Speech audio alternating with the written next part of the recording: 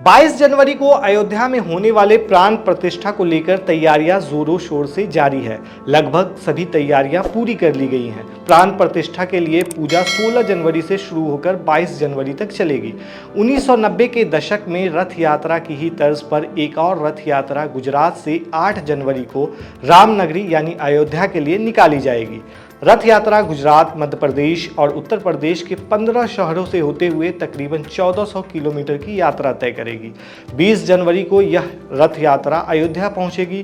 PM Modi भी इस कार्यक्रम में शामिल होंगे। वहीं इस समारोह में बुलाए गए मेहमानों की जानकारी देते हुए राम मंदिर ट्रस्ट ने बताया है कि 4000 संत इसमें भाग लेंगे। साथ ही काशी विश्वनाथ, वैष्णो देवी जैसे बड़े मंदिर के प्रमुखों को भी न्योता भेजा गया है। साथ ही इस इवेंट में धर्मगुरु दलाई लामा, योग गुरु रामदेव और सिनेमा जगत के रजनीकांत, अमिताभ बच्चन, माधुरी दीक्षित समेत जाने माने कारोबारी मुकेश अंबानी को भी बुलाया गया है। इसरो के डायरेक्टर नीलेश देसाई सहित कई बड़ी हस्तियां भी इस समारोह में शामिल होंगी। लेकिन इन सब के बीच जो सबसे बड़ा सवाल ये आ रहा है कि 1990 के दशक में अयोध्या में राम मंदिर आंदोलन के अगुआ रहे बीजेपी के सीनियर नेता लाल कृष्ण आडवाणी और मुरली मनोहर जोशी इस प्राण प्रतिष्ठा में शामिल क्यों नहीं होंगे। ये तो वही बात हो गई जैसे कि जिसने घर की नींव रखी वही घर के उद्घाटन में शामिल नहीं हो रहा है। दरअसल राम मंदिर ट्रस्ट ने 33 साल पहले रथ यात्रा के सूत्रधार रहे लाल कृष्ण आडवाणी और मुरली मनोहर जोशी से अपील की है कि वे जनवरी में होने वाले प्राण प्रतिष्ठा समारोह के लिए अयोध्या न आए। राम मंदिर ट्रस्ट के चंपत राय ने यह जानकारी दी है।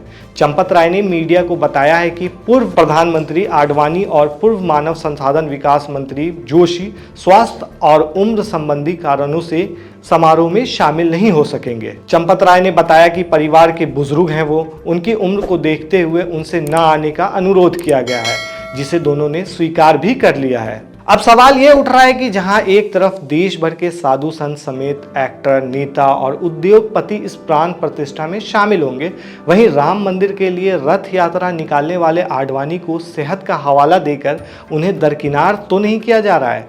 उम्र की बात की जाए तो सवाल ये उठ रहा है कि दलाई लामा, रजनीकांत और बाबा रामदेव भी तो इस इवेंट में शामिल हो रहे हैं। उनकी अगर एज भी देखी जाए तो बराबर ही हो सकती है। अब जब बात आडवाणी के रथ यात्रा और उनके योगदान की हो रही है तो 1991 का 6 दिसंबर कौन भूल सकता है, जब पूरे देश में दंगा भड़क उठा था। दरअसल 1980 के दौर में ही अयोध्या में राम मंदिर बनाने की मांग उठने लगी थी। वहीं वर्ष 1990 में राम मंदिर आंदोलन के दौरान आडवाणी सोमनाथ से अयोध्या के लिए राम रथ यात्रा निकाले थे। ये रथ यात्रा एक राजनीतिक और धार्मिक रैली थी जो सितंबर से अक्टूबर 1990 तक चली थी। इसका आयोजन भारतीय जनता पार्टी और उनके हिंदू राष्ट्रवादी सहयोगियों द्वारा किया गया था। इसका नेतृत्व भाजपा के तत्कालीन अध्यक्ष लाल कृष्ण आडवाणी ने ही किया था। यात्रा का उद्देश्य बाबरी मस्जिद की जगह पर राम मंदिर बनाने का था। ये रथ यात्रा सैकड़ों गांवों, शहरों से होकर गुजरी। इस रथ यात्रा ने डेली लगभग 300 किलोमीटर की यात्रा तय की थी और आडवाणी अक्सर एक दिन में 6 जनसभाओं को संबोधित किया करते थे।